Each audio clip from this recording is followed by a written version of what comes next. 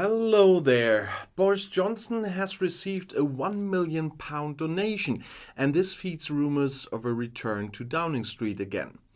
So, one of the highest single donations to a politician in British history has fueled speculation that Boris Johnson could return to the front row. This new £1 million donation makes it pretty obvious that he's not going away. That was the comment by Sky News chief correspondent John Craig.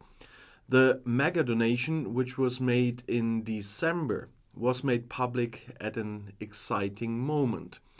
Because just recently, ex-Prime Minister Johnson gave a speech in London's exclusive Carlton Club, something like the unofficial headquarters of his Conservative Party, which some observers already saw as the starting signal for his campaign. Officially, it was about the unveiling of a portrait painting, an award that all previous heads of government receive. In fact, Johnson's speech, which was praised as stormy by those present, was seen as an attack on Prime Minister Rishi Sunak and evidence of his own ambitions. "Keep fighting for a dynamic global Britain with low taxes," is what Johnson called out to the audience, among others. Sunak had to grudgingly announce tax increases a few weeks ago. So now the donation of the equivalent of around 1.13 million euros, which was published in the Register of Additional Income of British MPs and went to Johnson's office. It comes from British tech entrepreneur Christopher Harborne. The businessman, who has lived in Thailand for around 20 years, is considered one of the country's most important Brexit financiers. He has donated around £6 million to the former Brexit party led by far-right Nigel Farage, one of the driving forces behind the EU exit, according to the Guardian newspaper. In his speech at the Carlton Club, Johnson emphatically advocated that the Conservatives should use Brexit offensively. "Only one party really believes in Brexit," he said, "and when people get that, the political dynamic will change."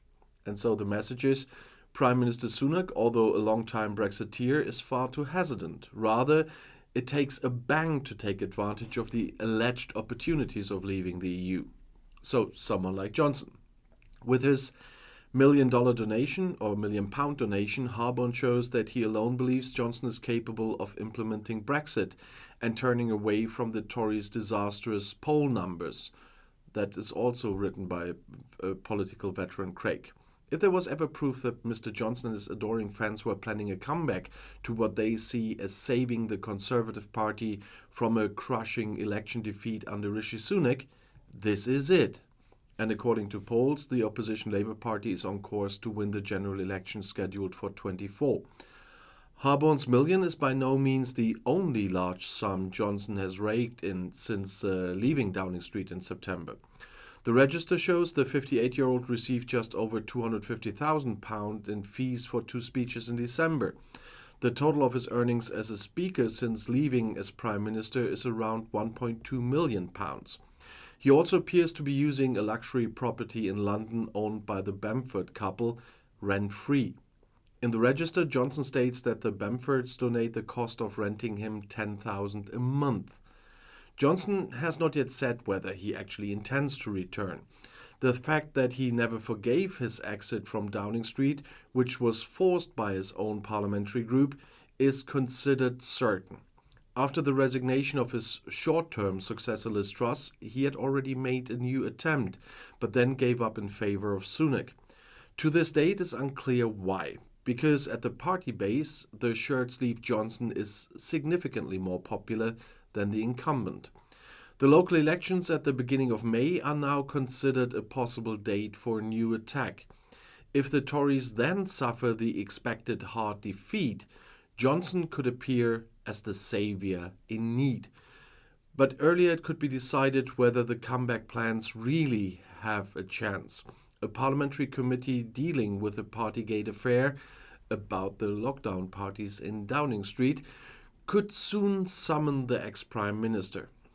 If MPs come to the conclusion that Johnson lied to Parliament at the time, Johnson's political career is over for now. Recently, new details have come to light that contradict Johnson's statements that the corona rules have always been followed. Maybe he's just playing games. Maybe he's more interested in the media hype than a comeback. You never know with Boris Johnson. But there is no doubt that a little more than 4 months after leaving 10 Downing Street, there is now serious speculation as to whether he could return to power. And he himself is giving more and more signals that go in this direction.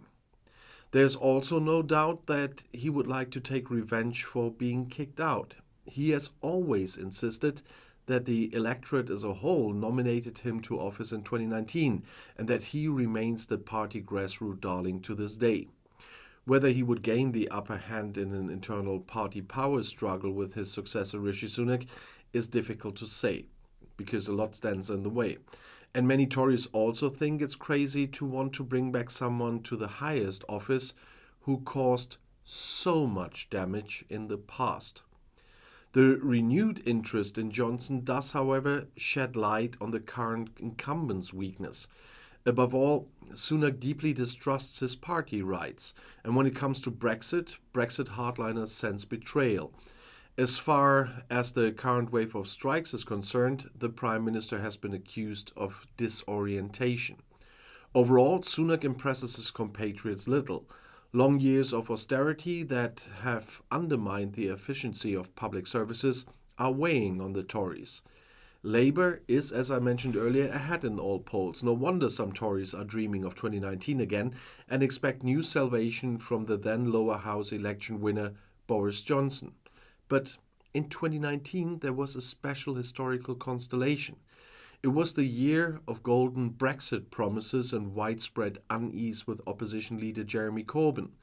Meanwhile, Labour has picked itself up while Johnson's no-deal Brexit is having disastrous consequences. But that will not prevent Bojo from putting himself in the limelight and to compete again if they only let him. With no deal, I meant the consequences we have now are closer to having no deal at all than to membership, because a TCA can never repair what Brexit has done. It can minimize the problems, but not repair it. And so I would like to know from you, do you expect Boris Johnson to be in office again this year? Let me know in the comments, and I'll see you in my next video. I'll be back.